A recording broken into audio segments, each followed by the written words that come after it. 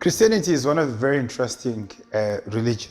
We have one common ground, which is the Bible. We've got one book of life that is uniting us, which is the Word of God. What is interesting is that the same Bible is interpreted by different pastors, apostles, bishops, scholars, anyone, believers, anyone you want to say. As a result, we've got multiple and different doctrines as believers. The truth of the matter is Christianity and Ukunqunywa yedwa, not Jesus mkhulu afuthi yedwa. So we started the Power Hour, not because we wanted to create a division, but we wanted to encourage engagement for people to sit in the one platform and discuss. I think this is how we should worship God, and I think this is how we should be living as Christians.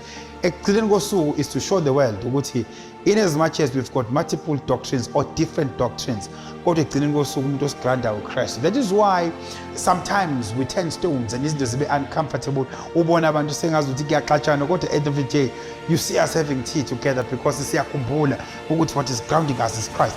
So I want you to understand as you watch the show, the purpose of the show is to encourage dialogue, create a good spirit amongst believers, and make sure these doctrines that we are following are not divided. There's only one ground, which is the Word of God. And I want to tell you, we will keep on turning the stones, but we know the center is Christ. As we always say, if Christ is not in the center, Power Hour is not there. Sit back, relax, as we turn more stones. This is Power Hour. I am Pastor Zweli Dlamini. Welcome to Power Hour. Greetings, bazalwane, wherever you're watching this from. Amen.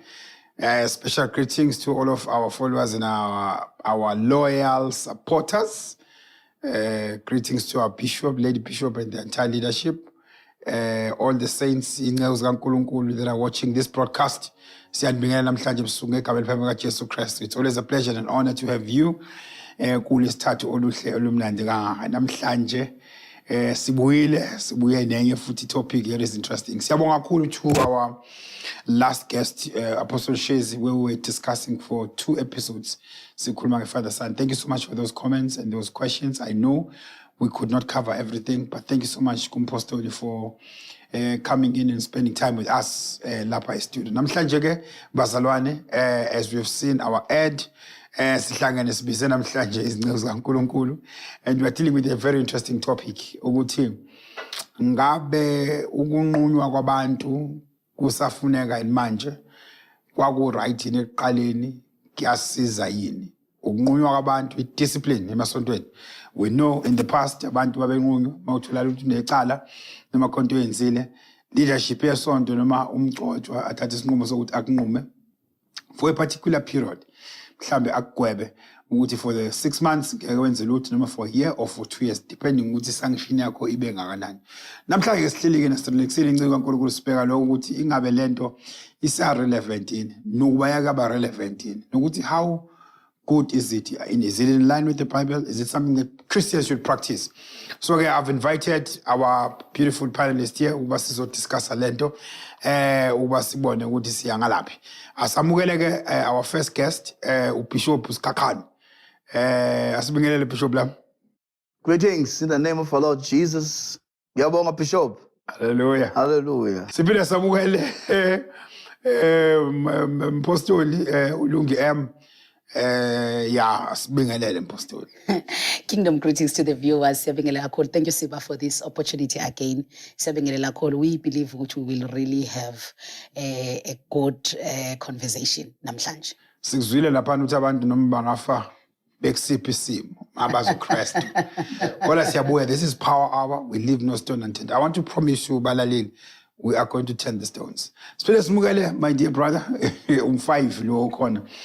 Ngithi angilandele um5 ngoba khona abanye abangasekho kuyona 5 kodwa ngathi angithathe lawe esinabo 5 umfowethu lona sakhula la mfundisi uHadebe. Sibingelele mfundisi. Sibingelela kakhulu Siba, sibingelela kakhulu nababukele emakhaya. It's going to be a very interesting night. Sibona ukuthi uNkulunkulu uzosithatha sibikephi siza abantu mabengasizakala. Hallelujah. Hayi siyabonga Pastor Bonga. Thank you very much. Okay, bazalwane sihlale phezulu kwale ndaba ngoba isikhathi asikho, iningi into esikhuluma but isikhathi asikho. Sikhule abantu benqunywa mabonile banqunywe. I know a few people abanqunywa nami ngikhona nje endleleni. Yenzeka le practice up to now some people are still practicing it. Some are no longer. But the question is ku right yini unqunywa wabantu. Ake si kickstart ngawe lento Bishop Skhakhane. What is your take mfowethu? Greetings again in the name of Jesus. My take on this will be Gisha rehab. Kunemqathango yakhona. Ngeke ukuthi ngase sikufake rehab uqhubeke futhi uthi uzophuza utshwala rehab ngoba phela siyazama ukusiza. Okay. Ayikho institution engenayo ipurpose efuna ukuyiachieve. Ibandla laNkulunkulu aliyona nje indawo ehlanganisa abantu nje. Right. Ukuze ba rejoice. Line target ne perspective elifuna ukuyiachieve ngomuntu. I-issue yokucommunicator nangona ke leli gama lokucommunicator lisuka from the Catholic Church bekhuluma ngendaba yokuthi umuntu uzokhishwa ukudla isidlo lokuthiwa Eucharist. That's their way of doing it. But scripturally, from Old Testament to New Testament, there is accountability for a misconduct nokuziphatha ngendlela ehlambalaza ivangeli. Logo annually grace, it is part of grace. So according to Matthew 18, which is a verse which is alcizelela, even though lingakhulumi ngezono in that particular sense, likhuluma ngoku-offender omunye umzalwane. And ma offend omunye umzalwane mhlawumbe uthatha imali yomzalwane usayikhokhi. Alikhulumi ngisho nangezono. But uJesu uyakuveza la ukuthi if you offend omunye umzalwane, mawufunda uverse 1 uyagcizelela ukuthi number 1 ibani converted nibe njengeyingane. Iproblem yethu esinayo sijaho ugroup abantu sibabiza ama Christians singenayo ishow yokuthi ba converted. Awukwazi ukunikeza imenu ne lifestyle ne expectation kumuntu onenhliziyo endala just because we're happy to be in your church. uJesu uthi abe converted abesazothi uJesu ke akhulume ngokuthi abantwana bese uzothi ke if wena you offend omunye umzalwane enisenayo enkonzweni athi if awufuni ukulalela akabize omunye azomsiza. Uma ungamlaleli loyo akalanda ayubika ibandleni lonto leyo bese ke wena uthithwa njengompublican uthithwa njengomuntu ongakhona. Now uJesu ke sathi imthitha ngokuthi umuntu o nice authority yonke into sisindiswe ngaye uxolela zonke izono but wasifundisa we are not even isono lokho ekuthiwa ukuphuza nokwenzani to offend another Christian because breaker a bond of peace in the church and there's one division in the church. So there are many sectors again. It's doctrine, it's many things. But kukhona ngizokubeka ngalendlela itopic engakukhona ukunqunya. There is accountability in the church. Ngizomalapho kwamanje. All right. Bishop Skhakhane. Hi. Yeah. Pastor Lungi So lana Zweli. Siba mawufunda incwadi yamaGalatia chapter number 6 verse number 1. Yeah. Uthi ke Apostle Paul, brethren, if there is anyone that is caught, that's number 1, that is caught, very important, leli gama lithi that is caught in any trespass, besithi nina bakamoya, you of the spirit, restore him. Naleli gama lithi restore lizobaluleka kakhulu uma sibheka lento yokunqunywa komuntu uthi nina bakamoya mbuyiseni, restore him. Besithi kwenzeni lokho with a spirit of gentleness. So iqiniso lithi kuyazeka ukuthi iBhayibheli likhuluma ngokusindiswa which is salvation. Le Apostle Paul akhuluma khona ngokukholwa ngenhliziyo uvume ngomlomo ukuthi uKristu Jesu uyinkosi. Liphinde futhi iBhayibheli likhulume ngokuthi ababekezela kuze kube sekupheleni baya kusindiswa. So likhuluma even nange process eyenzakalayo ekusindisweni ukuthi uyaqhubeka usindiswe. Ingakho iBhayibheli lizokutshela ukuthi othi akanasono umqambe manga nomkhohlisi. Bese kodwa masizivuma uthembekile ulungile ukuthi asithathele konke okungalungi. Kusho ukuthi God knows ingakho lithi iBhayibheli sinomeli wethu who sympathize with our weaknesses. Shuthi uNkulunkulu ukuveza ngokucacile ukuthi kuyenzeka umuntu offende noma umuntu abesephutheni Kodwa iBhayibheli liyasivezela ukuthi umuntu obanjwe ke esephutheni nina bakamoya ngamanye amazwi ninenikholwayo lithi ke restore mbuyiseni.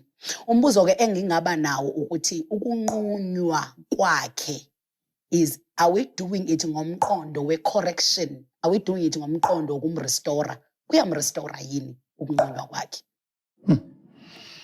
Mfundisi Hadebe. Baba, Siba. Yeah. What's your take, Mfundisi? Yeah, it's a very, very nice topic. Mhlawumbe mina, my approach would be a bit different.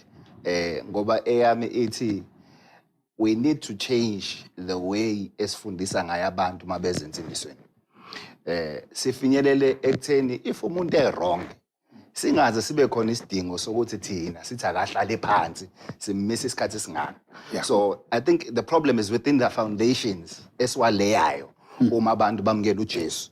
If foundation is not proper, then ila sifinyelela khona ukuthi sibakhombise ukuthi benze uburonge, therefore ufuna siba discipline ngendlela ethi I don't believe enqumeni kabantu. I believe ekutheni abantu ufuneke bakhule enkosini, abantu ufuneke bafundiswe baze bafinyelele ekutheni umuntu maye wrong abone ukuthi ngirong, angikwazi ukuya phambili ngiqhubisisa engatshelwanga ithini ukuthi kufuneka uhlale phansi ngoba wonile. That's my take on the issue for now. Kodwa wona mabonile fanele bahlale phansi. Kufuneka bahlale phansi bengahlaliswa yithina bayihlalele bona ngenxa yonembezo umuntu anawo ngaphakathi kuyena nezifundiso ezimfundisile ukuthi umntana kaNkulunkulu is expected ukuthi kube umuntu ophila within these boundaries. So umuntu maye waphula angazatshelwe yithina uyazazela ukuthi ngonile ayihlalelena phansi nalo onenaye mabese bandleni elilodwa noma mengeke bandleni elilodwa kulelo bandla aqhamuka kulona makubhuti naye ahlale phansi ngoba uyazi naye wonile. Bahlalisa isinganani? Hayi ke afuna ingane izalwe nje futhi izincele nje ziqala ukuhamba bese ke beyabuya bazosebenza imisebenzi bebebelewe wona enkonzweni. I'm interested and I agree with umfundisi uBonga kulokho akushoyo ukuthi kukhona njengoba ngishilo ngathi kukhona iprocess eyenzakala emva kokuthi uthi wamukela uKristu Jesu njengenkosi nomsindisi, iprocess yokukhuliswa ezweni until ufinyelele ebudodeni obupheleleyo. Ile I think ile ayishoyo kumfundisi ukuthi mase usebudodeni obupheleleyo ila khona sekuzithathela wena isinqumo sokuthi ayi ngoba ake ngihlale phansi. But ngine concern though uma ngabe ukunqunywa, especially kwi-example kamfundisi uBonga, because and I'm saying it because amabandla amaningi noma ekukholweni lapha kwamsindisi yona into ebengathi igcwele kakhulu leyo kunquma umuntu ngoba nakukhulelwe ukuthi naye noma kuthiwa akahlale phansi, going back to into eshiwo umfundisi uBonga ukuthi mase esefinyelele kunembezo phelele la khona sizohlala phansi khona fanele azahlale phansi ngoba sekukhona ama result okwenza kwakhe ngoba phela isenzo lapho ukulala isono lana akugona ukumitha ukulala engashadile kwi-example yenzo umfundisi uBonga. Manje uzahlale phansi ngoba nakhe semithi kade engahlali phansi ngani elele and make sizothi ke abahlale phansi ngokulala usho ukuthi inkonzo angazi kodwa phela kodwa ngiyacabanga nje ukuthi enkonzweni makuthiwa nje wonke umuntu othi ngilalile izolo kahlale phansi engabe siyoba nayo nyoni worship team mhlambe no MC angazi ke kodwa angazi so nginayo nje concern inyana lapho ukuthi antwi nqumaring people ngama results iact singakhulumi ngayo ngoba phela iact inkinga kuyona iresult. Uthi wena possible ukuthi uma sibanquma ngeact ngacela ngekho umuntu odumisayo. Ngiyacabanga mfundisi wami ukuthi kwabona laba banqumayo mhlawumbe bangaba nenkinga yokunquma mangathiwa nje kucheckwa ama-act ngoba bona banqumi angazi kuma-act abo. Okay. Babona nje abanquma. Mfundisi Skhakhane man banquma one izono zinama levels. Izono siyafana isono nesinye but Ziyafana isono nje siyafana, it's the same thing, so but accountability ayifani. Like ngeke ulale nentombazane engashadile uthutho ngokufana noma ulale nomnkosikazi womuntu. It's the same thing wenzile but it's got inamahlazo angafani, inama consequences angafani. So igwebo zakhona fanele zingafani. From the Old Testament umuntu olale lento esifazane nje le ntombazane babeforce ukuthi abashade ngenkani, olale nonkosikazi womuntu babeshaya ngamatshe. So nje into yokudila nesono eqala ku-New Testament, it's old, long time ago. Into nje okungcole ufebe nobe yini yayidilwa nayo nje. Mama uNkulunkulu usashintsha-ke from being that God ozonda isono ke ku-New Testament uphenduke some new teddy bear asasi. Mase sikwazi yethi nokuthi nje wanquma abunqwaba abantu bephinga befeba ababulale futhi angabina nembese. So ke isono it's dealt with. Si understand ukuthi abantu bangena that isikhathi babe delivered but ekugcineni umuntu mayithi converted. Ngeke nje njengalana umuntu mayithi converted uthi unemvelo entsha. Mathi unemvelo entsha we expect ukuthi ulambele into ezintsha. And akazi ukuthi umuntu engashintshwanga ngoNkulunkulu wakhe sizomnabukelisa lesimbhandeje simenze ngathi uphendukile. Akaphendukulwanga uThixo wakhe. So fanele simbuyisele kuMunas bench ka uqala kabusha. Ngeke sithathe abantu who are not converted sibanika ama responsibility worship, sibanika ama responsibility spiritual.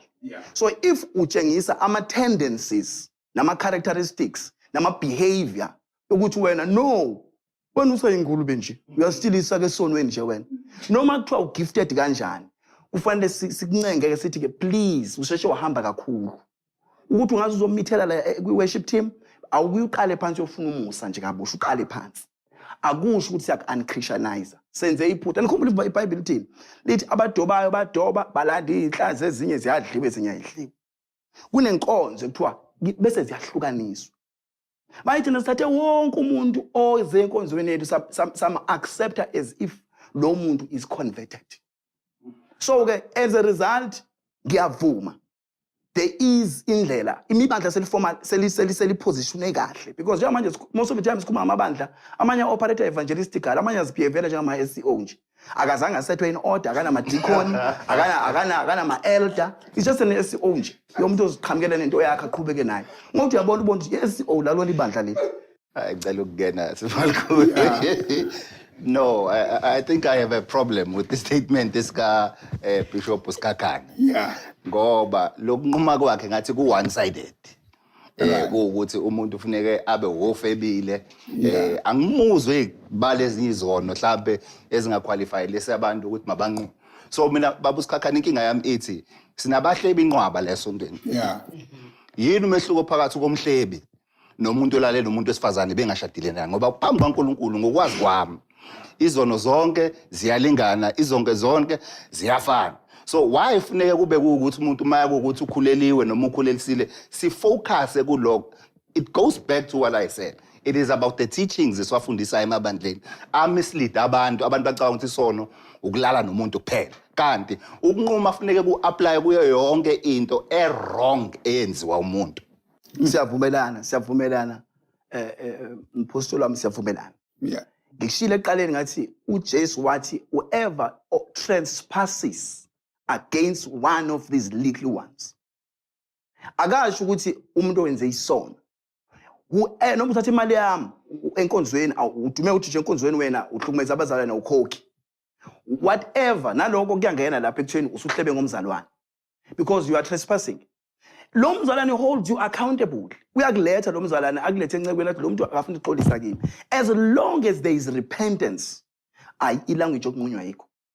As long as there's genuine repentance. That's very interesting. Ngicela ukungena la kulento ye repentance le eqeda ukusho Skhakhane mfundisi. Mhlawumbe siba lento ngike ngaba ne challenge lento yokunquma ngoba for me I agree there must be accountability. Yeah. I believe that. I believe there must also be correction. Wonke umzalwane kumele correctwe uma ngabe esephutheni. Lokho ngiyakukholelwa kakhulu. But ngine mhlamba ngiqale kule ayisho Skhakhane yokuthi once there is repentance then umuntu akanganqunywa. Let me take ukunqunywa njengendlela uSkhakhane asho ngayo yokuthi ukunqunywa ukuhlaliswa phansi esontweni ungabe usaba isisebenzi ungasikhonzi ngesiphiwo sakho ngoba siyakunquma. Let me take it ngaleyo ndlela. Mina I'm saying uma unesiphiwo uyasikhonza ebandleni ngesiphiwo kodwa usephutheni ngithi mina there must be in a church a disciplinary measure, there must be a correction measure eyenziwayo yibandla nebandla njengemithetho ngokubalulekisa kumthetho sisekelo walelo bandla. There must be, I believe there must be a correctional measure. I believe there must be a disciplinary measure. But that with umqondo of restoring you, ungabi umqondo of humiliating you. Yeah.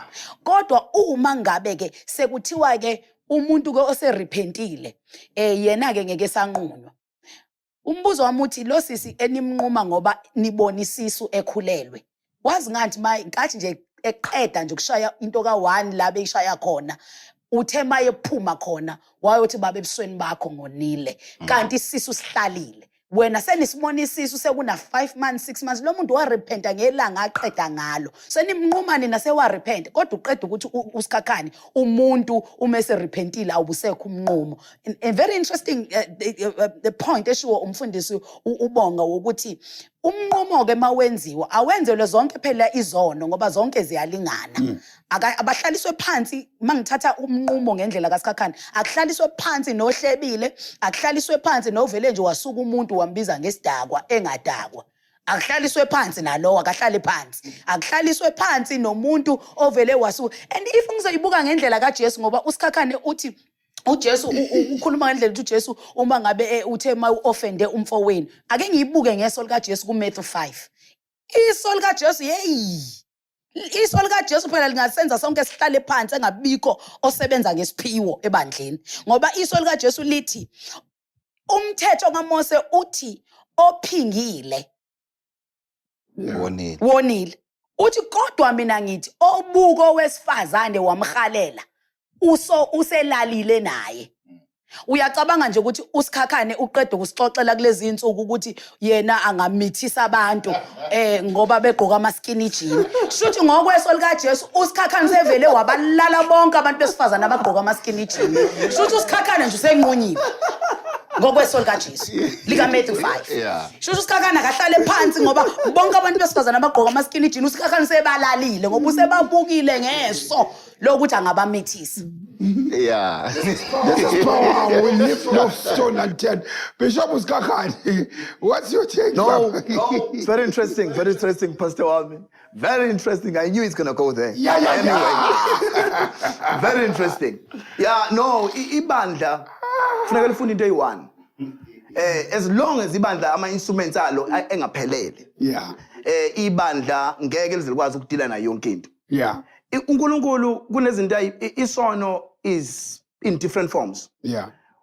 Uthi uPaul akube khona uprofeti awuphakathi kwenu. Kunezono efuneka ze-export i-prophecies, expose ama-gift. Yeah. Loko if ibandla lakho aliprofeti, of course vele uzodansa nazo, khorisa nazo ifebe lezo. Yeah. But uma ngabe uprofeta uzokwazi ukuthi into uyibambe, sometimes uyibambe before even ke isaqala isayimcabango. Then kumzalwane ahlabeke because wathi uPaul uzohlaba phansi kamadolo babone nabangakholwa ukuthi uNkulunkulu uphona kuweni abesa repent, because the aim is to make sure ukuthi umuntu uyarepent. Ngikhumbula ukuthi uJesu lapho khona lapha kuMatthew 18 uyacizelela ukuthi uma kunemve eyi1 elahlekile. That's why mafunda iBhayibheli ufuna ukufunda the whole chapter concept.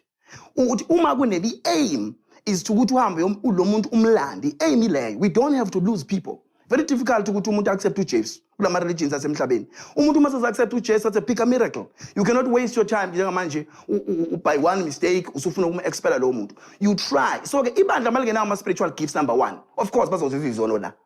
And this verse elukhuluma ukuthi angabikho sidako, angabikho siphingi.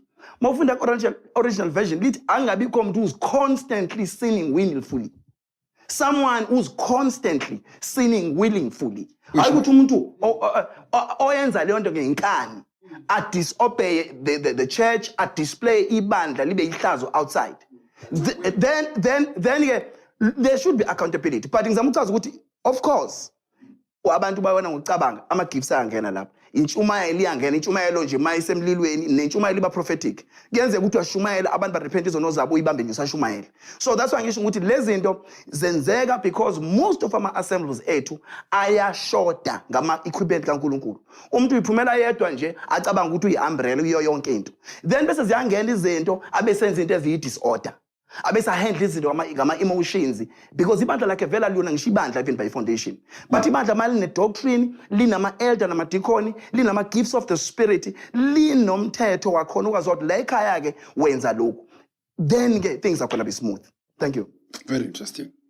Bungani ngiyakubona ukuthi ngiyavutha manje ngiyabona ukuthi ubaba uSkhakhane uyangithinda la uthi umuntu owona willingfully njalo uyazi khona iscripture ngasifunda esangithusa namhlanje sangithusa namanje lesi osithola lapha ku Judges chapter number 14 mawufunda verse 4 mawuqala ku verse 1 lithi iBhayibheli uSamson wehlele ezantsi ethimna wabona khona owesifazana omuhle referring to Delilah mawufunda verse 4 lithi lokuthanda abesifazane kwakhe base Philistine kwakuNkulunkulu wayemenzile ukuthi makabathande wenziwa uNkulunkulu ukuthi abe ne weakness lisho njalo iBhayibheli you can check it uNkulunkulu ngenxa yecebo lakhe ukuthi one day he'd want to destroy them so but the only way to destroy them ukuthi amenze lo abe ne weakness ayiphinda njalo so usho intombi ukuthanda kwakhe intombi zamaFilistine wayenikwe uNkulunkulu lisho njalo iBhayibheli so manje ke ubaba uSkhakhane ke abantu abaneve senyameni njengoPawuli abancingayo enkosini bathi inkosi likhiphe lelifa uNkulunkulu mayesethi umusa wami okwanele sidila kanjani abantu othandayo ukuyeka ukuphuza ahlale 6 months baba uSkhakhane vele sihambe ngolayini nje sontweni kubuya yonke le yanto yokuthi ngaya ngaphuza utshwala abuya athi qhu how do we deal with such people ngoba lithi iBhayibheli lokhu kuthanda abantu besifazane wayekunikwe uNkulunkulu ngicela nje ivangeli niyalona Skhakhane balichitha ke basebeyalona ke ivangeli cha lokho it's obvious ngisho nakumuntu ignorant lokho okublunt ukuthi kulento ekuthiwa apply iscripture ngendlela wrong to achieve your own motives baningi ama character ongawathola in the Old Testament oDavid bebenquma abantu usahambe siquma abantu direct manje so we cannot take that scripture iBhayibheli livezi the plan of salvation completely mhlawumbe if sisaphila ngesikhathi sikaSamson besikade sokuveza lokho naka iBhayibheli lithi uNkulunkulu waqinisa inhliziyo kaFaro so you can bring a lot of questions what uFaro mase sihogweni shit wasiwa uNkulunkulu so we don't take one scripture say quote out of context to achieve our desires asibuke the whole picture uNkulunkulu holiness it still remains even from the Old Testament the holiness still remains nature kaNkulunkulu ne identification yabantwana bakaNkulunkulu angikuchazele nje especially ke ngethanda ukuthi grace yenze ngathi grace is a ticket lokuthi uwone nje sikubekezele Old Testament abazalwane babengena umoya ingcwele umuntu wena ungcwele wayiba yedwa it's either ulo priest lo Elijah noma ubani ongekho umoya ingcwele oyihlekile kubantu babelandela ipillar of fire behamba banikezwe balinde banikezwe ioracles uMoses lama oracles abe harsh kuthi ungalali nomuntu wezizwe kunikwe these oracles make bayigeja lonto they were killed now ke mawuzibuza lokho ke ukuthi ke uNkulunkulu how can abe unmerciful kubantu angabanikezanga ngisho indaba yokona mntana kaNkulunkulu is a self will I'm telling you it's between mawumuntu you've got your own will to do right or to do wrong ukona is your self will we are choose between right and wrong and you take accountability not enkonzweni kuphela ngisho ekhaya ngisho kuphi ngisho enkantolo uyatshelwa nje ukuthi lento bekunama signs ukuthi iwrong you did it deliberately maso uphendukile nature we expect ukuthi awunayo nature to will to sin then ke uma ngaba isono sichwechwela there will be izinto ezifana ngentshumayelo nento eziningi ezivusa unembeza yokuthi ungasadlebeleki ube uye lapha yana so ke iko ngithi it's kune gap enkulu emabandleni kune gap enkulu eyenza kugcine ukona kube ngathi kuyabusa ngiyabona ukuthi umfundisi Lungi emnabashisela before ngiyekela Bungani uthi kumina after quoting the scripture ku possible ukuthi kunabantu baningi oDavid nje singababala nje Solomon babephiwe uNkulunkulu ukuthi isabelo sabo uNkulunkulu efuna ukusikhombisa ukuthi lento is not about what we can do but it's about his akusiyona imisebenzi lento ubaba uSkhakhane ufocusa kakhulu entweni efuneka yenze umuntu so nina impostoli ulo Lungi nithi nina nje siye umuntu nje ashibize azosimela ngaphambi kwethu basically. No, Siba. Before ngifike Nithi kuwena. nina manje umuntu akafike la aya eklabhini abuye ngo2 ekseni edakiwe ekseni ngesonto give you all ngala kade ethi wensimbi ekseni ngesonto give you all lithini Mina Siba ngiyakuphika lokho. Yeah. Angisho mina kanjalo. Yeah. Mhlawumbe njoba ngingasho there must be an accountability eyenzakalayo kumuntu owumzalwane ume kwi local church. There must be structures, accountability and discipline. Yeah. There must be corrections enziwayo kumzalwane akhona abekiwe kwi local church ukuthi uma kungabe kukhona umuntu owenza kanje nanka ama disciplinary measures athathwayo for lo mzalwane. But before ngiqhubeke lapho Yeah. kunento engizoze ngiyikhohle eshows Skhakhane uyangidida umadida ngoba mayekhuluma lapha ya epulpit lakhe uSkhakhane ube ushumayeze asivezele enye into uthi uSkhakhane umuntu uyawila uba ne willingness to sin shuthi ngamanye amazwi umuntu uyayimagina lento ayicabanga ayiprocess bese yayenza uyabona and manje uSkhakhane uqeda kushumayeza einsukwini wathi bantu besilisa ni strong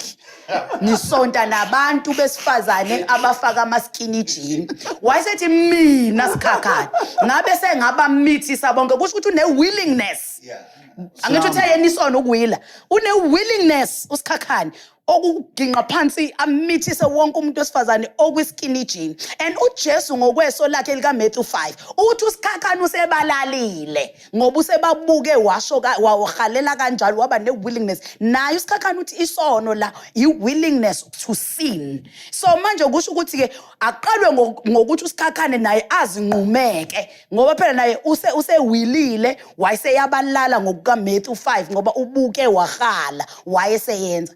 However, having said that, I want to show Skhakhane ukuthi this is not about the works.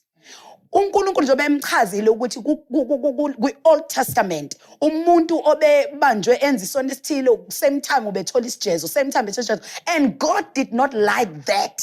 Yingakho ahlukane ebuNkulunkulwini bakhe kwehla uKristu uNkulunkulu ndodana ezobuyisa umuntu with the total salvation so that a man can be restored ngoba uNkulunkulu bengayithandi lento ukuthi njalo umuntu mayenza into uzohamba yophanyekwa abulawe so uNkulunkulu wayeseletha i-redemption plan so that umuntu noma ona kodwa kukwazi ukuthi kube khona ukuthethelelwa kwesono not saying Siba umuntu akahambe ayophuza abuye njoba kade uchaza abuye azosidumisela ephuzile iqiniso lithi bayakwenza lokho abantu la kwaMsindisi ukuthi abakabanjwa ukuthi bahambe bayoshibiza bese bayabuya Sunday baphakamisa izandla bethi zingcwele akona ukushibiza kuphela akuhlukile ukushibiza nokushuka uye kwi social media yothuka abantu khona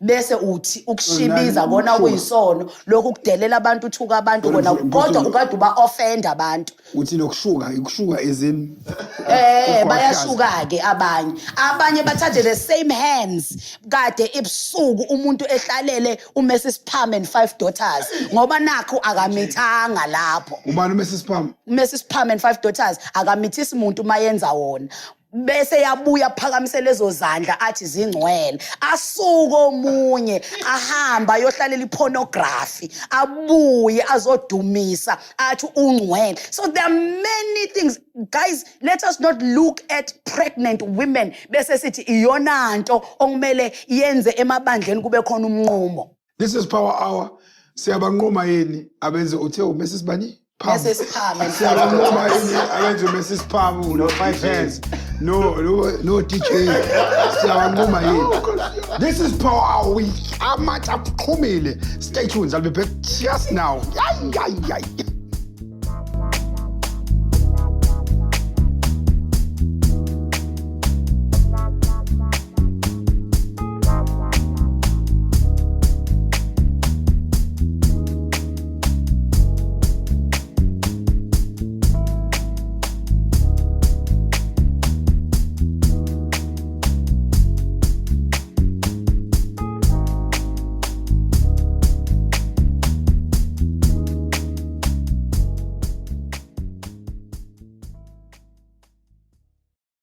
Welcome back. Sivale kushisa lana kuthiwa abanye bayadijeya, abanye bahomesa isiphamu.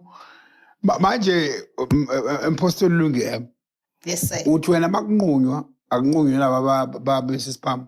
Ngisho kanjalo impela ngithi unqunyelwa isono. Yeah. Lento yokuthi nithi umuntu onqunywayo umuntu onqunyelwa ukuthi wenza isono ngithi mina kunqunywa wonke ke umuntu owenza isono.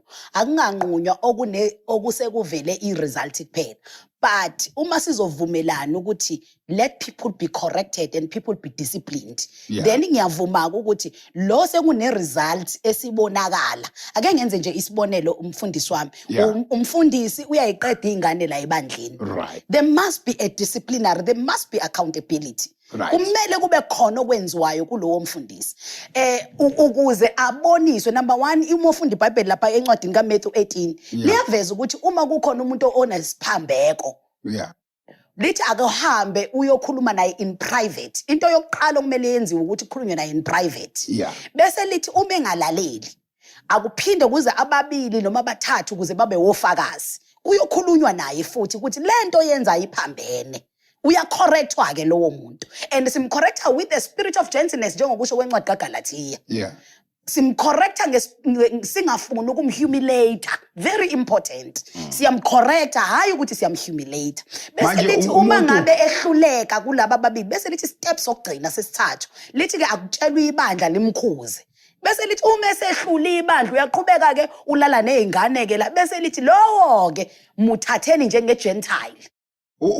Umuntu umkhuza gently ekhulelwe. How gentle can you be? Wenzani? Uhlala phansi naye uthi yekela ukulala. Yingakho ke mfundisi nginenkinga. Mina nje yami inkinga isekuthenini lokhu kunquma umuntu ngoba nginayo inkinga lapho. Ekunqumeni umuntu ngoba ekhulelwe. Ngoba akukona ukukhulelwa okumele acorrectwe kukho. Ngoba Kodwa uzomcorrecta ekukhulelweni. Mfundisi Yeah. mawuzothi umcorrecta ngoba usekhulelwe. Kusho ukuthi umtshela ukuthi akayokwanda lapha eMary Stop Clinic. Yingakho kuzogcwala abantu abasindiswa beyilimi eMary Stop Clinic beyokhipha izisu. Ngoba ni correcta isisu. Kumele correctwe i-act. I-act kube ukulala. Manje laba abalingi abalalayo ke ngoba izinye zabo zingenawo umusa wokubamba. Kusho ukuthi bona ba right. Abaqhubeke basikhorasele. Kodwa lo obe nesinye sibe nomusa sabamba. Wayeseyakhulelwa. Uyena ofanele anqunywa ahlaliswe phansi. Nginayo iproblem uma ngabe sizomunquma ngoba nakhu esekhulelwe. Mina ngifuna kucorrectwe wonke umuntu owenza iact ethile ngoba mfundisi wami even lapha mina engangikhona la enasala khona ngaba nayo mina challenge la nasala khona nomfundisi ubonga mina ngaba nayo challenge yokuthi mfundisi wami ngiyaxolisa Siba ngiyaxolisa bafowethu ngiyaxolisa ngiyanithanda kakhulu kodwa ngaba ne challenge yokuthi abanye abodadewethu bagcina sebebamba nabodwa. Abanye obhuti bethu bebamba nabodwa ngoba akekho ozokhulelwa mangibamba omunye usisa akekho ozokhulelwa mangubhuti ngibamba omunye ubhuti ngoba ikwaqhakambiswa umnqumo womuntu okhulelwe asingakunqumi ngoba ukhulelwe nqunywa ngoba wenze iphutha noma wenze leso sono somalala akungalalwana nje kube ngathi hayi bazalwane yingakho futhi iningi yakhona lapha iyona leshayo Mrs Palm and 5 daughters. Uphathe uma sisiphamu uyawuphinda nje no5 ukuthi ugcwele bandleni Why senye discussion for another day kodwa ugeke phela unquma umuntu ozenzela uma sisiphamu no5 daughters ngoba akaphazamisanga ubulela akakhulisanga umuntu bisho Skhakhane kunama sanction ahlukahlukene. Hayi izwa livuma masturbation bazalwane asibavumelani ngento engekho izwi likaNkulunkulu nje livuma masturbation angaze mhlambe phela oSkhakhane bazi lona livuma izwi nje likaNkulunkulu alivuma masturbation That's another topic. Hijack about saying ngifaka topic esingekho ngayo la. Yeah. But that's a horrible act. It's a sinful act. We awazi in fact it's a kuyisikhoko nje lokho. Ilezi ndathu Paul akufalanga noba siyadiscussa ke nje lesi. So uma ngabe unaleyo nkinga leyo ukuthi uphinde wenza amanyala njalo cha ngcono vele nje uyeka kokukholwa uyayifana nesidakwa nje it's just that asikuboni mina ngikhuluma ngeconcept yokuthi like for instance in the uPaul waveza samhlophe ukuthi uma ngisho ezwe ngendaba ukuthi kune behavior enje enkonzweni njengalalona wayelala ne stepmother uPaul wakutshengisa right away wathi if bengiphakathi kwenu ngaba lo sesimnekele kuSathane kwa destroy inyama yakho sithi umphefumulo because there is lelo bandlaleni administration and ezwe ngendaba hayi nokuthi ayibonile omunye umuntu engathi hey ubani ohlebela uPaul uthi sizizono la isono asifuneki ensindisweni isono is number one enemy cancer rust asifuneki so if kwenzekile ke waze wasenza khona ama measures ekufuneke uconfrontwe ngawo uma uyinceku funeke nje uconfrontwe futhi usirepete public because you are a public figure la enkonzweni and okunye funeka ukwazi ukuthi lo muntu lo enithi ke umithile ke wazwamitha okanye noma kamithanga noma yadako le spirit uza naso ebandleni enikhumbula ukuthi ibandla inyama eyodwa ngokwakamoya we are just one flesh the body of Christ so uma kunomuntu osinfuser ngespirit noma ke isothethe lento ebethi nikhuluma leyo yangaze amaphamu wathi noma esana leso spirit leso zosibona ses activating akubo bonke abantu la enkonzweni so maningi ama measures it's either funeka kube khona ministry eprophetayo iwuzi confront lezinto zilungiswe like for instance the gift of prophecy uyamcela nje ecaleni umuntu umbizele nje khona la enkonzweni uthe bhuti wami now ngingizwe nje ahlambuluke right the acting lapho uzom expose ebandleni so ziningi lezinto abayiconfessela assist abantu don't go through things but esikuphikayo ukuthi akho accountability igama lethu kunquma ke lishi accountability ufuna inkani and we are forced we are qhubeka we are ganga ngenkani then the church will expel you because akuyonda amanyala le afela uJesu lento awungekho kuleso siphambano wena so ke amabandla ke should start by preaching against sin I don't understand abantu aba overconscious about abantu ba behave kanjani while kwasabona bebhambatha izona emapulpit you should preach against sin lokho akusho ukuthi you are harsh or you are insensitive uattack lo moya wenza abantu babe conscious so ke uma bishop uthi uma engashintshi then bese ufanele expel waxoshwe because uyaganga endlini kaJehova then sithini ngomusa kaKristu shuthi kufumusa kaKristu does it have limitations ukuthi ngamazi umusa kaJesu uhamba ufike somewhere ukuthi lo use beyond redemption umusa kaJesu based on how you accept umusa kaJesu if usiphika ngaloko umusa kaJesu can save bonke abantu abasemhlabeni right now but abantu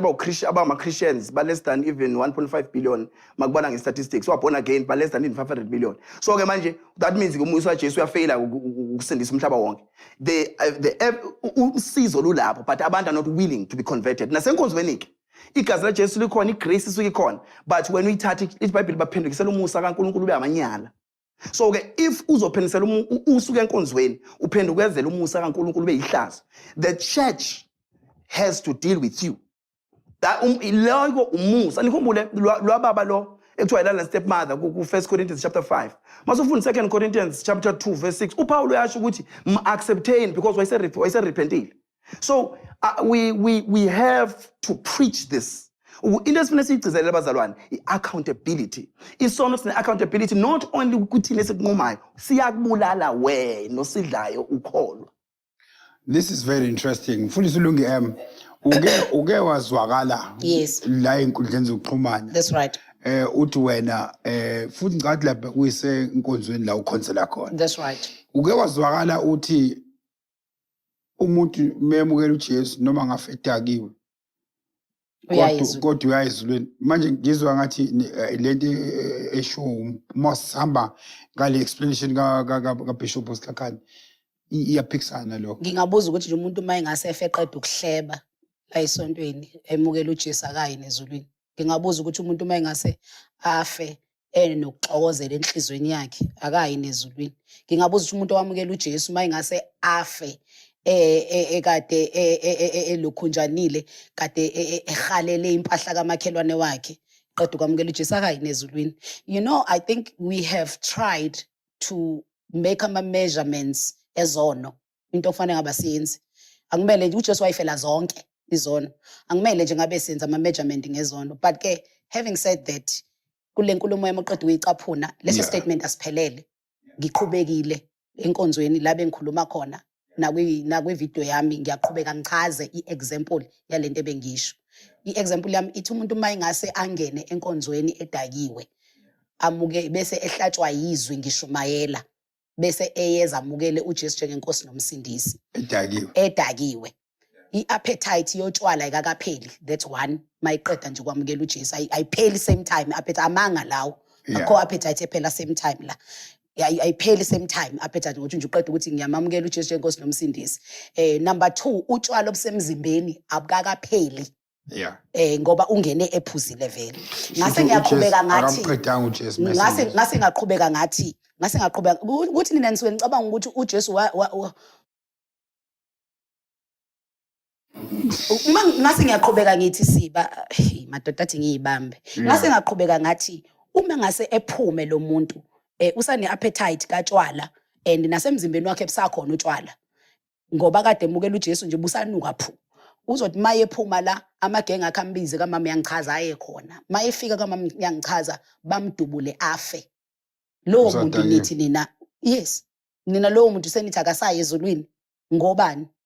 Ngabe phela nini ke nalifela ke phela lelo zulu lelo bazalwane. Manje iBhayibheli likwenze kwacaca lathi uJesu indlela neqiniso nokuphila okuphakade. iBhayibheli lachaza lathi uJesu yisanga akekho yakubaba ngaphandle kaJesu. Aliqhubekanga la eda lokho enifuna ukukueda ukuthi lathi uyisango akekho yakubaba ngaphandle kaJesu kuphela maye engadakwanga ekubeni inhleba ekubeni nenzondo ekubeni nomona ninomhawu ninamagqubu zonke lezi zinto ziyalingana nakukudako. Why nifuna uku-exaggerate nje manje ngathi ukudakwa ke sekuyisono esiphezulu? Mina the only thing engiyikhulumayo la ngecorrection. Cela ubuza Mphosoli. Yes sir. Uma osindiswe nje 5 years ago. That's right. Aphuma yodla ijiki yena bese yashona yena uthi uyesikhogweni.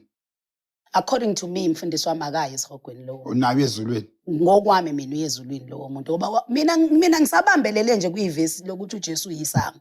Bengakalithole lithi uma kodwa ephuzile uJesu akabe saba yisango ngoba lo muntu akakabe umphiki iKristu. Usamukela uJesu njengenkosi yakhe nomsindisi unobuthakathaka njengoba nomunye angaba nobuthakathaka bokuhleba. Mfundisi Hadebe ba what's your take? Shesa imoto ateshibiza. Hayi nami ngiyamvumela umpostoli. Uya ezulwini. Ngoba usemamukelile uJesu njengenkosi nomsindisi.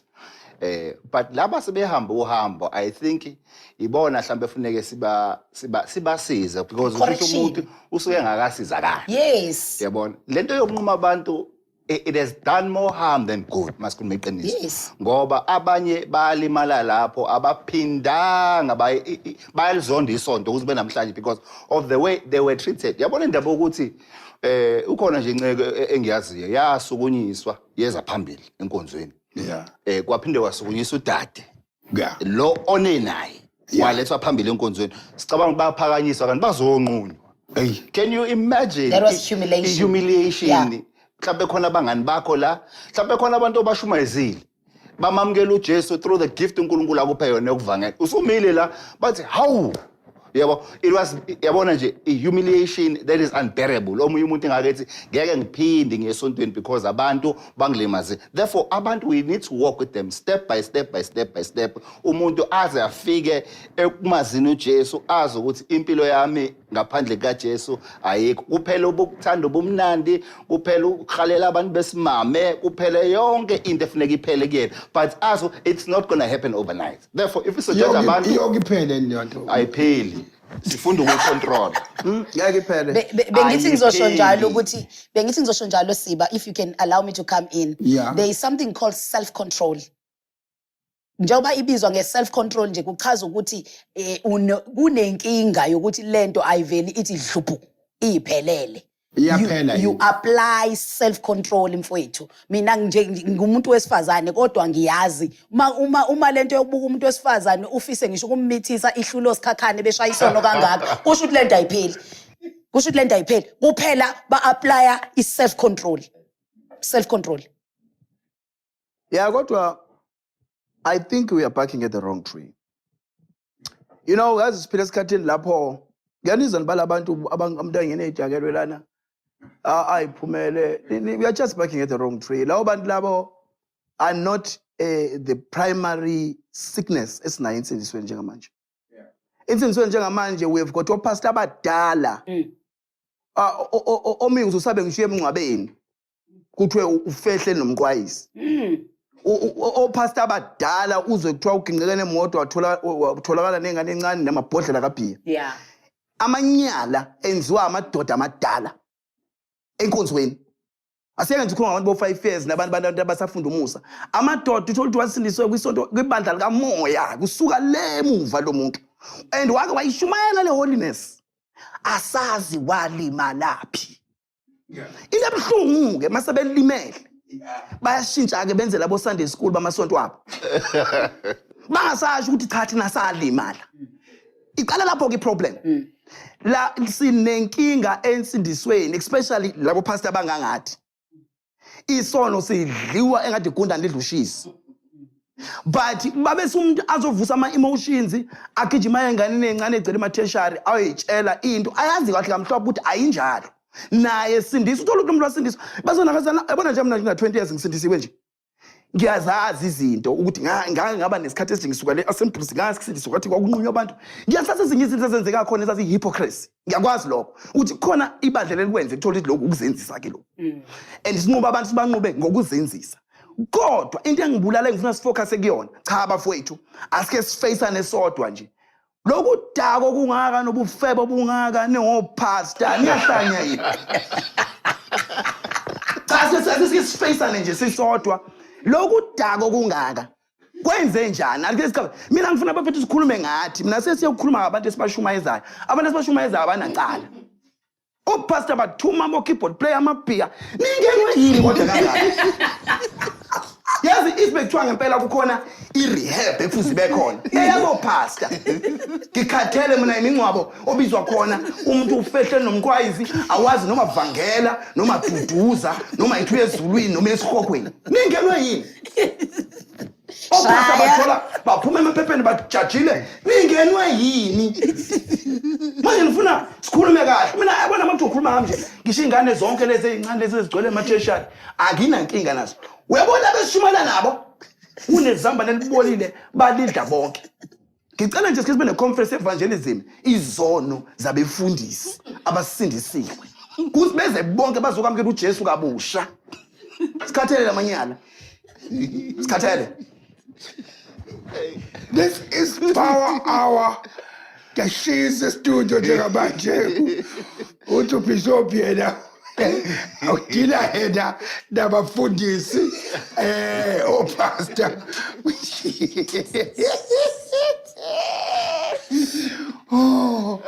Pastor Lungi uthini bakunjena? Solo ngamazi Skhakhane esibize ngecase ngako Lady Gaga. Ngiyaqala ukuvumelana naye.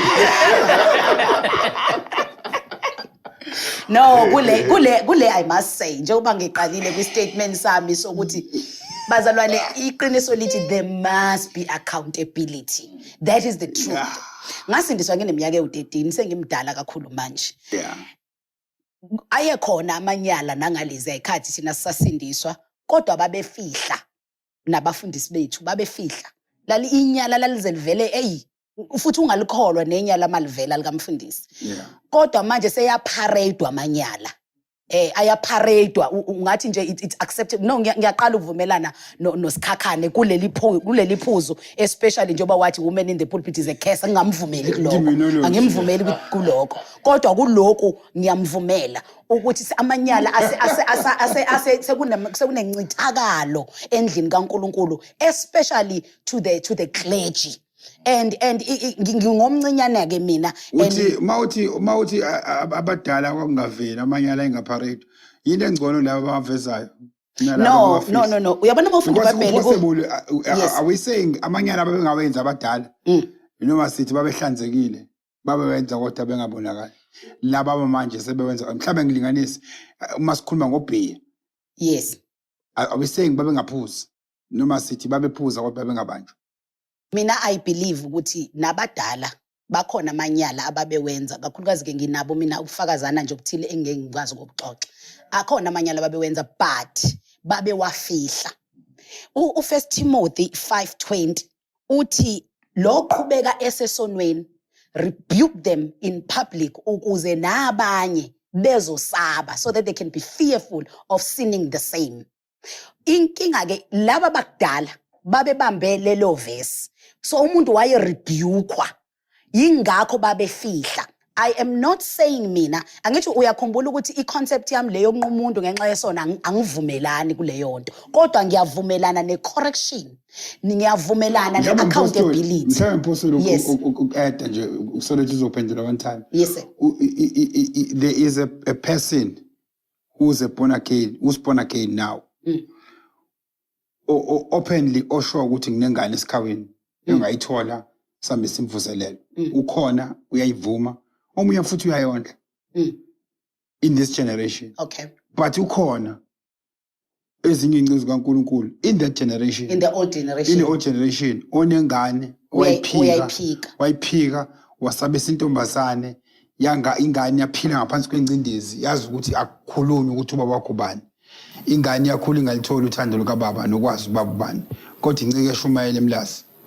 Now ubani ongcono lo ovezayo ukuthi khona ingane manje kunalo ifihlayo ingane for 25 years under the banner of being clean and holiness. Gimina bonile bonke ne okokuqala lokho but lo ovuma ukuthi nginengane and uyayondla uthatha iaccountability le ngikhulume ngayo ngathi mina ngikholela kwi-accountability uyayithatha iaccountability yengane but I don't want to measure ama generations ngithi i-old generation ngoba yayifihla le ayisafihli phela mina ngiyenza ama counseling amantombazana abafundisi bafuna ukuthi yokhipha izisu kule generation yethu yanamhlanje athi akahambe lo ntombazana ayosikhipha isisu kukhona kwi-generation yanamhlanje abanye abayiphikayo izingane kuliyona le so we can't measure ngokuthi leya generation yayifihla igcina iyiphikile khona babeyifihla emehlweni abantu kodwa ekhaya kunkosikazi wakhe ayivume yaziwe la ekhaya ayithathe accountability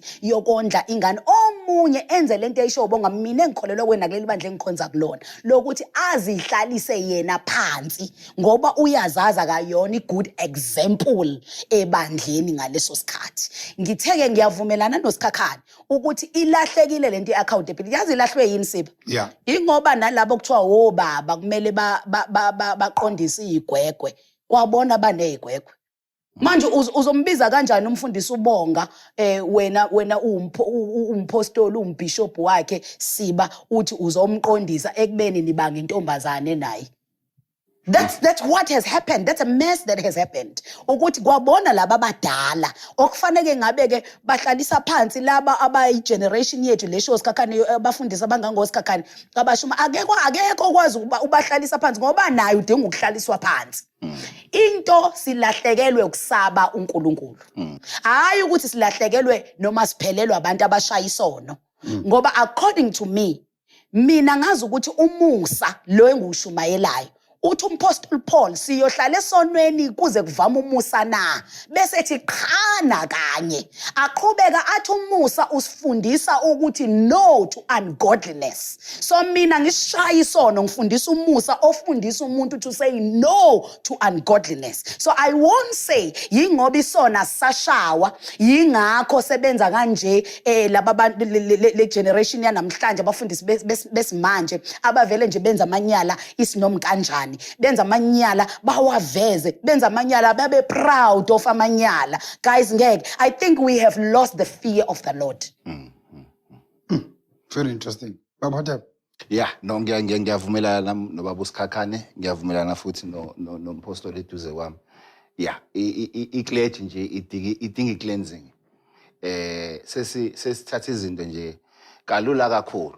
And part of that is what umpostoli is saying ukuthi laba abantu abama father figure wathi umpostoli uBishop uSP wathi udla kanjani imbambo zengulube nobaba wakho nihleke nikhuluma izinto engasini yabona sesisuke sajwelana kakhulu nobaba bethu yabona umfundisi wami ongasekho senkosini wangifundisa into eyodwa wathi uma emhlabeni engekho umuntu okwazi ukuthi mayekhuza ukhuzeke iphelile into yakho Nanso inkinga la ikhona ukuthi thina siyazenzela, we don't respect anyone, sinama following amaningi go Facebook, so sicabanga ukuthi we can do whatever we want and get away with it because of the lifestyle esiphiwa ngalezi insuku. So really ngiyamvumela ubaba uSkhakhane ngempela ukuthi ioffice lobufundisi nolopostoli noprofeti nabavangeli siyadinga ukuthi siyicheke ngempela ukuthi are we really still representing uChrist ngendlela yini. Angisho ukuthi amaphutha ngeke sibe nawo, amaphutha soba nawo, but asifunde ukuyihlonipha, sifunde nokuhlonipha abantu esibaholayo. That is why ke namhlanje kuzoba neproblem yokuthi lo mfundisi anquma abantu ngoba kwayena udinga umnqumo. Naye udinga nje ukunqunywa. Kwabona abanqumi badinga ukunqunywa ngamazingeni aphezulu, bayadinga ukunqunywa abanqumi. Awukwazi ukuthi uzonquma intombazane ngoba nakubonisisa ukuthi khulelwe wena ulale nezingane zabantu ezo5 izolo wena wanganqunywa umuntu. Ngoba we have lost the fear of the Lord, and 2 asisazihloniphi bazalwane. Angisakhulumi ngabafundisi kuphela, sengikhuluma ngabazalwane in general. Siba khona izinto okufanele ufike la ekuthenini ngizihlonipha mina. You know, in my house I stay with my kids. Ngifike kwizinga lakho nengihlonipha ngisho izingane zami. Ngoba angifuni kusasa mangithi ngiyazikhuza zingakhuzeki ngenxa yokuziphatha kwami. Webazalwane khona izinto njoba ngithi umusa ukufundisa ukuthi to say no to ungodliness. Awubusaba nane appetite yezinye zezinto because you know ukuthi ngiyazihlonipha, and into uma ngabe ujwayeza inyama yakho yona inyama yakhe igcina isijwayele. Akekho umuntu ongeke mayingasathathi isinqumo sokujwayeza inyama yakhe ukwenza into ethile ayenze. So back to your topic yokunquma abantu. I believe uma ngabe sivumelana noma nithi abantu abanqunyo bahlaliswe phansi, musana ukunquma ingane zabantu ezikhulelwe kuphela. Zinqumeni nani bafundisi ngamanyala esenwenza phakathi kwethu naphambi kwethu. Okunye ufuna sikubhekisise kule topic. Umuntu wangikhulisa evangelini wathi kimi ungabe ufunda incwadi yomuntu ungacheckanga lifestyle yakhe, ungabo focus ungayithandi intshumayelo yakhe. Yazi ngisafuna ukugcizelela kule group.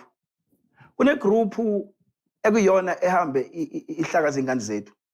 Yabona ke ngihambe beka amatende umuntu angabi nayo neyodi branch.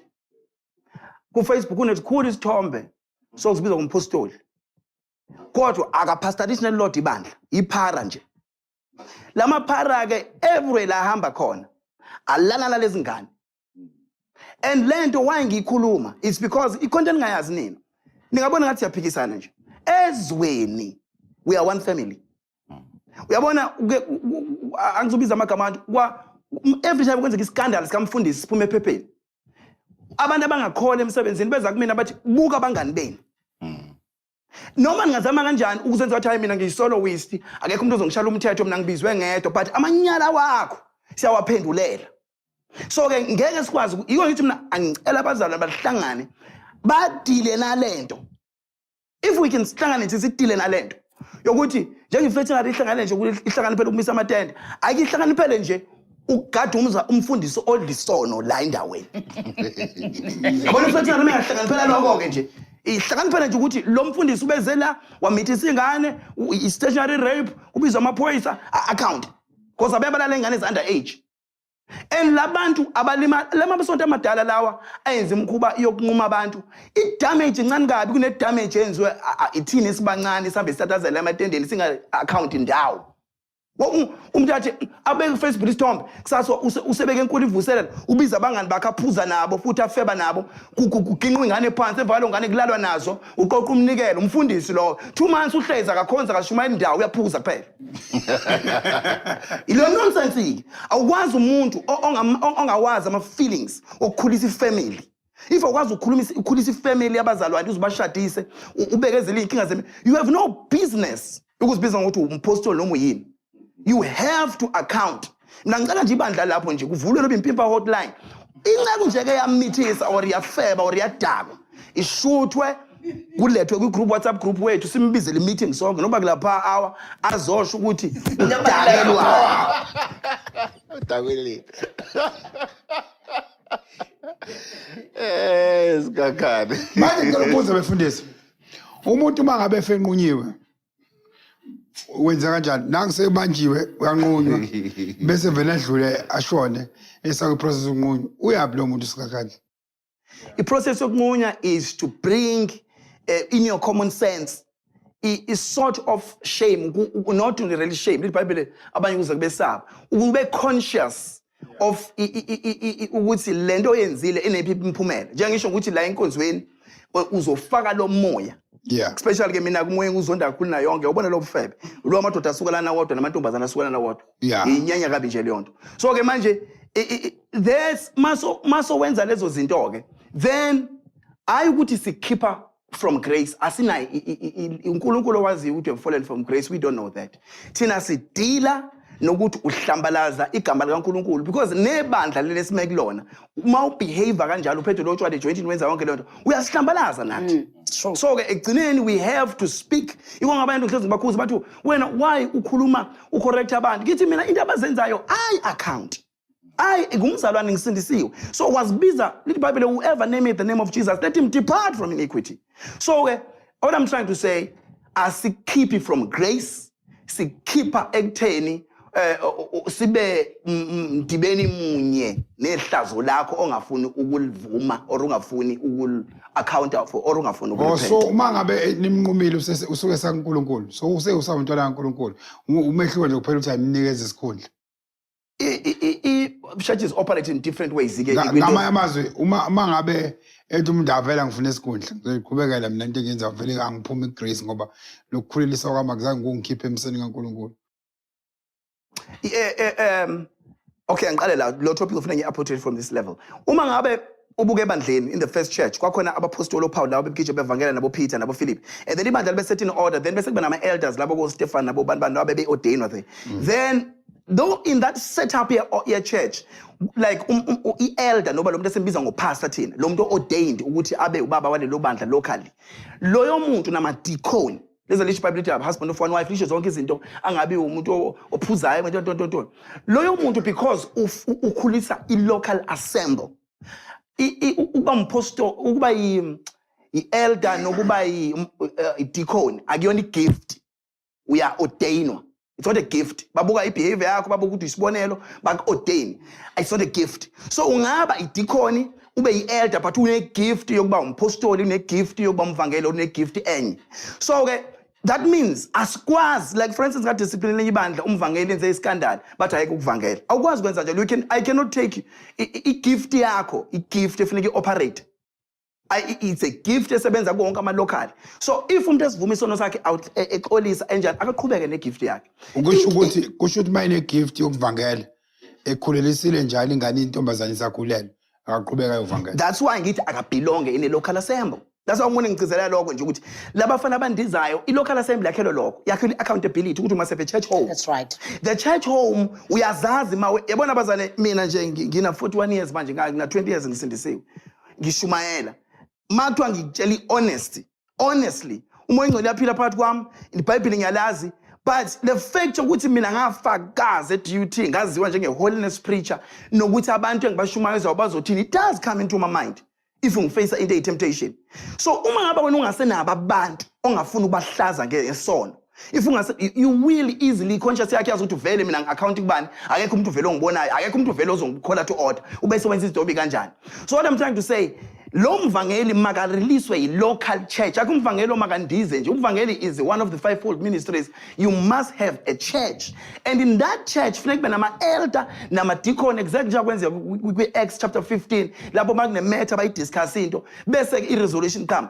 If wena umvangeli bafanele bakulande ematendeni basho kuthiwa mithisa ematendeni but i-problem ma ungenalo lelo khaya uwumpostoli uwumvangeli uyi-elder you end up not accounting. This is Power Hour. We live no stone unturned. Isikhathi asisekho. Njalo makhulu indaba ezimnandi isikhathi siyahamba sesidlule even outside our allocated broadcast time. Ngifuna siraphe manje. Ngizonikeza each one will get a second or a minute to say their closing remarks. But this is very interesting. The topic in there ayikapheli. I trust the Lord ukuthi uzosinikeza isikhathi uba siphinde siqhubeke ngoba kuningi ekufanele sikwazi sibuye sibheke nokuthi lezi igwebo lezi ubani uyidecide kanjani. Mhlawumbe futhi ku-possible mhlawumbe siphinde sithole 1 or 2 people asebanqunywa siza ukuthi basizakale kanjani. I think our crew will make sure ukuthi we get some interviews of people asebanqunywa basitshele ukuthi kubona kwabasiza noma kusizanga yini ngoba we want to assess ukuthi kwasiza yini noma kusizanga. Asivaleke ngikunikeza ithuba makhulukhulu ukuthi now usho your closing remarks. Sibonge Seba. Yeah. I think I'll go back to ipoint engisho eqaleni lokuthi the process must be a process of correction. Nokuthi silungise umzalwane wethu ngothando. Kungabe ukuthi sifuna ukuvela so Van Dam no bora abasindiswe kakhulu nabangcwele kakhulu. Iyona into elimazi ivangeli lelo. When we deal with abantu abonayo asidile nabo ngothando, uJesu washo into eserious. Bafika baphethe osifazana abambamba oqotsheni. Uthi ngimdisciplina because of your attitude towards lo wonile. Udefenda lo wonile not because uyamvuna, but uzama ukubakhombisa whenever udila nomuntu, deal with umuntu ngothando. Kungabe ukuthi ufuna ukusettlisha iscore noma ufuna ukumzisa ubuhlungu, but we are correcting each other ngendlela egcwele uNkulunkulu, ngendlela egcwele uthando. Hayi ngoba sifuna ukuvela singcono thina. Wena uthesi yona sonke khona abanye abona Ingawo ngibazwela abantu ngoba nami ngiyazazi nenkinga zami ezingixakile. Baningi sonke nje sinenkinga zesisixakile ukuthi sifune sihloniphe nabantu esibaholayo. Futhi fanele nisinquye sonke. Impela masingaqala ngokona esikwenzayo. Mhlambe uSkhakhane noma mufisa kuphi mhlawumbe abangacishe baqualify ukuthi bona banganqunywa. Bonke thina abanye nje ukunqunywa sikufanele ngoba siyona zonke izinsuku but sigcina umusa kaNkulunkulu. Ngifuna ngeke ngiyeke ugodo ngakubuzanga lo mbuzo. Wakwanqunywa. Ngoba ngizindlela ofutha ngayo. Ngacishe nganqunywa kwasiza umusa. Ngasinda kodwa abanike engibaze esikoleni nabo abalazi kahle izembe. Ngaqoshwa kodwa kwelinye ibandla. Yeah, ngaqoshwa. Kwami waphambili nje wathiwa abayihlukanise nami. Akazi bakunqunywa endalo. Yes, is power. Siveza amaqiniso lemhlanje. For the Mphosolo Lungi, what are your closing remarks? Siba, thank you so much for this opportunity. Mina, I think into yokunquma ngiyacabanga nje lo wayeyifakile noma wayeyiqalile ngalezo ikhathi zakudala. Wayeqale enomqondo wokucorrect umuntu correctional service yesonto kube i-correctional service yesonto, kodwa iqiniso lithi indlela eyabe seyihandlishwa ngayo noma eyabe implementwa ngayo emabandleni nangalezo ikhathi lezo yayenza lo monakalo ukade khuluma ngawo uHadebe, ngoba awubanga kusaba ukuthi uya correct umuntu, kwaba ukuthi uya humiliatewa umuntu. And ukuthi ke into implementwe wrong akusho ukuthi ibi wrong idea.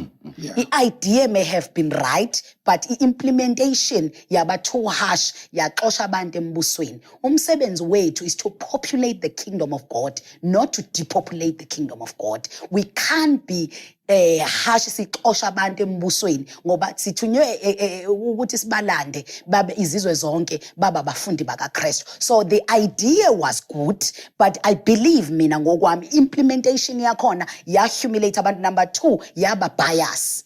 I-implementation yokunquma abantu ngoba ya focus kakhulukazi kumuntu wesifazane okhulelwe. Vele ke umuntu wesifazane ke emabandleni unakho nje ukuthi abe nakho ukucindezeleka. OSkhakhane bezobe sibiza ngama demonology. Kuba iyenzeka nje leyo into lesiphile nabo, kodwa sibamukele ukuthi nabo ukugula kwabo amaphilisi abo basobe ngawadlanga kahle. I-implementation yokunquma siba yaba nakho ukuba bias ngoba nazo izingane zama elder especially nama PK iy'ngane zabafundisi Awu, ngena ama-PK njengawe nje manje. Siba njenge-PK Uqinisile. sengiyasho nje ukuthi ama-PK njengawe Okay. wena Siba ngisho ukuthi khona kwakumele unqunyelwe No, khona ngenza ngathi. angazi kodwa ama-PK kwatholakala ukuthi Seyaccuse izinto mina manje. zawo zona ziyafakwa under the carpet bese iy'ngane engazalwa muntu ongekho umzali wazo la ebandleni kwi-disciplinary committee yesonto zona zahumiliatwa zanqunywa. The idea, according to what I think, was to correct, and I still say every local church must have a correctional service department ebandleni where a person will be corrected according to Galatians chapter number 6 so that the person can be restored but with the spirit of gentleness. Thank you so much. Wakwanqunywa mpostoli. Uzwala umuntu olimele. Ulimele. Uzwala ulimele uma kuzwela ukhuluma ngayo. Uyabukeka njengomuntu wakwanqunywa. Uzwala ulimele. Ngathi uyalwazi uswazi Une-anger. No. To be honest with you, I'm not even angry about that. I have compassion for people. I love people to come to the kingdom of God. I am called to populate the kingdom of God. So into engayithandi ukukhipha abantu ukuphendula umbuzo wakho Siba. Angeke ngazi noma kokunqunywa yini kodwa ngisa kwi-SCO ngisakhula njengoba ngishilo ngasindiswa ngina 13 ngaba yi-teenager ngisindisiwe kodwa nginomntwana engamthola ngifunda umatric. Okay. Kusho ukuthi ekuhambeni kwami ke kuleyo mnyaka oba ngasindiswa ngifunda standard 6. Ngasindiswa standard 6 ngathi mangifika kwa standard 9 kwenzeka lento yabona lento ade ngikutshela yona ukuthi umuntu kuyenzeka alale nomuntu bese yoyisola aphenduke uNkulunkulu repent and give me na yona theory. It's practical to me. What happened was ngingaba holiday emaholidini kuvalwa izikole ngafika ngasekhaya ngaqoma umfana ngalala nomfana owaqeda ke ubuntombi bami ngalelo langa kanti ngalelo langa uzoshiya ingane esiswini sami kanti ngizothi mangibuya emva kwensuku ezimbili siye ecampini yasesikoleni ngoba sasikwi SCM esikoleni siya ecampini ke yasesikoleni ngaya ecampini yabazalwane mangifika lapha yakwashunyayelwa izwi ngikhumbula kahle ukuthi umfundisi wayishumayela ngalelo langa kokubishop oswaba ubishop namhlanje ubishop Mazuluthulu washumayela wayesethi ungayifihla izono zakho ukubizwe lingayiboni kodwa ngeke umfihlela uThixo ngaya phambili ngakhala ngathi Thixo ngonile izolo 2 days ago ngilale nomfana ngarepenta ngangaphinde ngahlukana nalowo mfana kusukela ngalelo langa ngangaphinde ngalala nomfana 4 or 5 months down the line I discovered that I'm pregnant.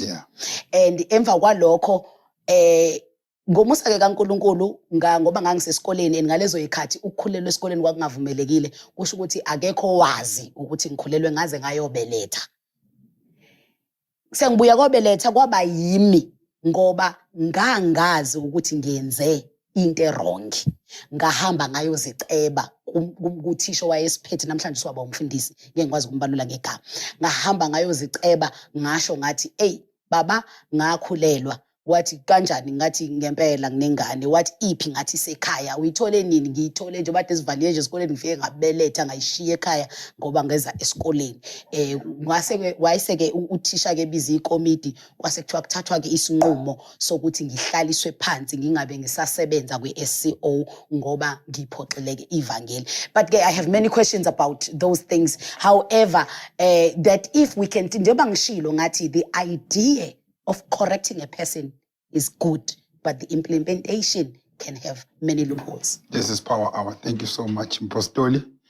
As Bishop Skhakhane Valanisi.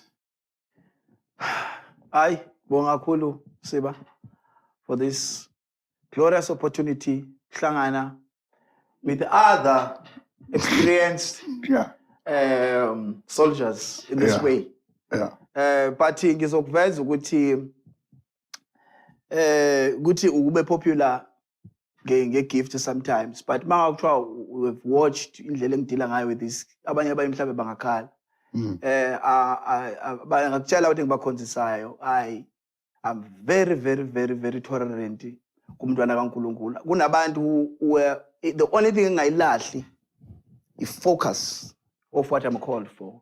Ibandla should be tolerant because kumuntu elibona ukuthi amthanda uNkulunkulu should have indlela elidila nayo ngayo because the aim is to win that person back.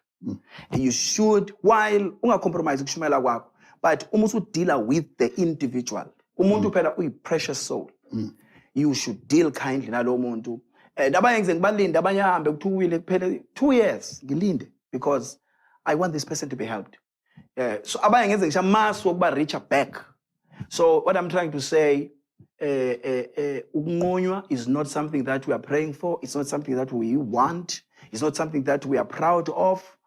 But if usuyaganga, if usuyaganga, usuganga ngempela. Mina empilweni yami yedwa into engamnquma. Ngiyazi ngeke uzongibuza kanganqunywa mina cha ngaze ngiqunywa. Kodwa nje benzokubuza ngangamnquma impela umuntu. Amnquma impela. Uyedwa kuphela because angikho kuloma office njengamanje. Akhona ama local deacons but nje ngaleso sikhathi yayibhekene nami ngoba cha waganga impela. Waganga impela waqoma upastor la enkonzweni. Useqoma upastor awukwalotsholwa wabesethi hayi khona umalume ongitholela umsebenzi endaweni thizini. Lo malume lo awungisamduduza lo muntu samduduza sihambe siyomshiya kulo malume ize naye lana kanjani upastor uyalobola umthekela impahla kanti lo malume lo ulala naye lo Sathane. Wabese ke into yangicalusula ekakhulukazi because ngaqala ngathumela abazali ngathi mina ngiyazazi imbaza ake niyomkhuza. Wazothi ke sesivela iskandal sakhe ke esebehlukene nopastor. Wabuya wazomema abazalwane ukuthi abaye kumshado wakhe lo ade feba ngawo nalo umuntu wangaphandle. Nomalume. Udelela ibandla lonke manje. So there ke cha ngambize meza ngihlale ngisho phansi ngoba ngamtshela kahle ukuthi nje isifeba ngisivulele ngisho iBhayibheli nje. Yeah. Ngathi nje angikwazi ukuvula iBhayibheli nje njengawo. Wena mntu ngamnquma ke loyo ke and I never felt ashamed because I know I had to stand there. If ngangimdedelwa umuntu wamema la abantu ibandla lonke lokwazi ukuthi uyakwazi ukuthi ulotsholwa nje la ekhaya uphume nje uhambe nje uyilala nobani ubuye usimemele lapho kuleyo nto. So amabandla should not dumisa indaba yokunquma. Don't have a process. Prayerfulness, prophecy, counseling, visiting the person, tolerance. Omunye umuntu ukuthi ushayekile nje with divorce unanani. Uyamazi umuntu odlula with divorce unama problems amaningi. Then ube ngathi out usuka you're just waiting. You're waiting because igazi la Jesu linamandla. So ke ngaphandle kwalokho cha ngiyabonga kakhulu. Bishop Skhakhane, bazalwane siyabonga kakhulu. Time is always a problem here. Siyabonga kakhulu. What an interesting show. Keep on sending those views. Zweli abaye bathi abanqonywa abaye bathi abanqonywa abanye bathi khona abona ngentando. Kakhulu kakhulu.